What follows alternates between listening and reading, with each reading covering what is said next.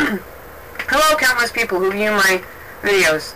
I got a text message from the same friend who wanted me to do the Cupcakes fanfic, and she told me to do audio read of The Cough.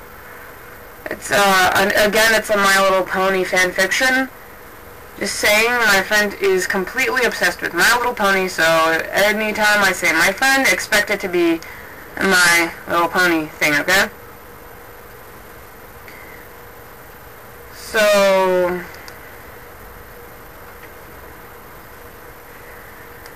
yeah, so, here we go. In the darkness, some pony coughed. Who was it? Silence reigned. Who? A dim violet light sprang into being. Twilight Sparkle's horn barely illuminated the cramped, windowless room, and the 6 ponies within. A world of dark purples and inky blacks sprung into being, colors distorted by the monochrome aura of the magical implement. Shadows pooled in the corners, lurking just beyond the reach of the unicorn's spell. Rainbow Dash watched as Twilight glared at each of their friends in turn. None spoke. Silhouettes danced along the walls as the unicorn moved her head, causing the light to jerk and shift. Pinkie Pie huddled near the barred door, her eyes wide and uncomprehending as she stared off into an uncertain distance. The baker twitched slightly, squeezing the bag of flour she had clutched so tightly to her chest.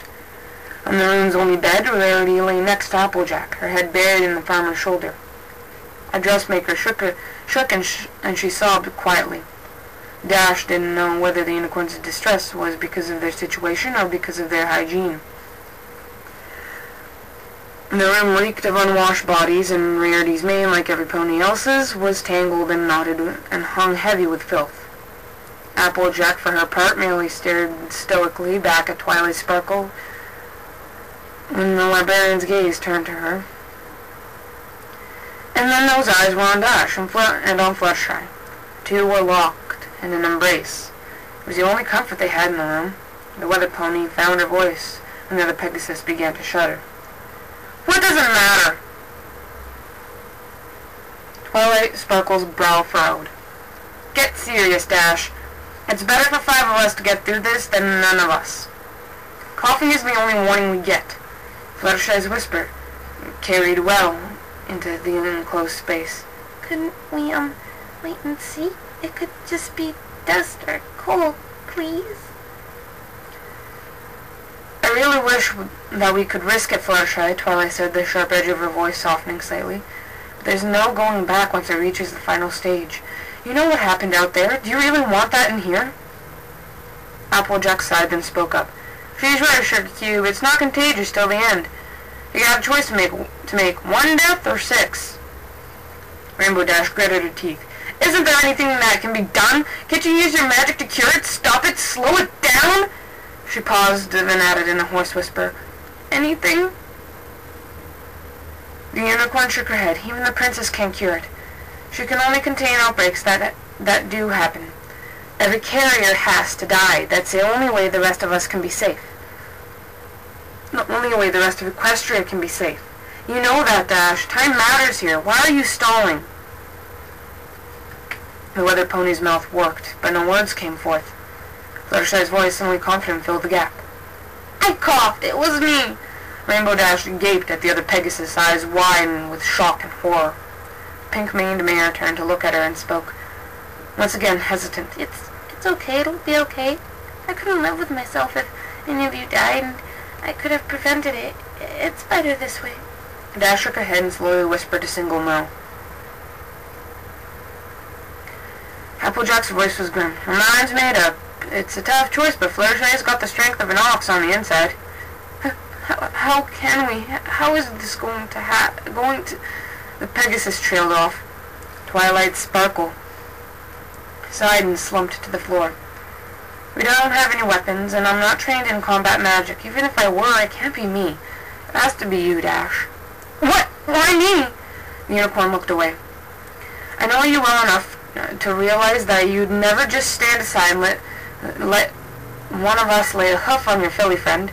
Maybe intellectually you'd know that this is necessary, but your emotions get the better of you. Ask yourself, if it has to be any of us, would you really want any pony but yourself to... Rainbow Dash rose to her paws. You're right. The mayor's voice was hollow. She took a step away from the other Pegasus. Applejack spoke. Fluttershy, sit up and put your head up against the wall. It'll be a might... The mayor choked back tears. Quicker! I'm so sorry, Rainbow Dash. I wish it could be any other way, Twilight said. The rainbow-maned Pegasus looked over her shoulder to meet her, the eyes of the mayor she loved. Fluttershy had taken the Earth Pony's advice. They stared at each other, silently for a moment. Eventually, Dash found words, as insufficient as they were. I'm sorry. I love you. I'm so sorry. The other Pegasus replied, voice shaking. I love you too, and I forgive you. It's better this way. Just make sure some pony takes care of the animals when this is all over, and everything is back to normal. Rainbow Dash whispered, I promise. She took careful aim. 1 buck. It would be quick. Fluttershy deserved that much, at least. When she was sure she'd connect, vision or not, she spoke. Cut the light, Twilight. No pony should have to see this. The horn's glow disappeared. Years of running and kicking clouds had honed Dash's muscles. She reared up on her front legs and gathered all her strength and kicked out. She connected, and the dull thud was accompanied by the sensation of warm droplets splattering across her flank. It was followed by a high-pitched moan from the agonized pony behind her. Rainbow Dash reacted to Fluttershy's continuing suffering without thought. She reared again and bucked repeatedly, steadying herself and adding force with swift flaps of her wings. On her 4th kick, the other mare's keening stopped with a sickening crunch. The other mare's hoofs dropped back to the floor. She stood, shaking, her eyes wide and her heart beating nearly out of her chest. Her fat locks were drenched with sticky blood. She could feel it beginning to clot. She wondered, despite herself, whether the mess would stain, whether her coat would always bear the red residue of her deed. She wept quietly to herself. Silence reigned. In the darkness, some pony coughed.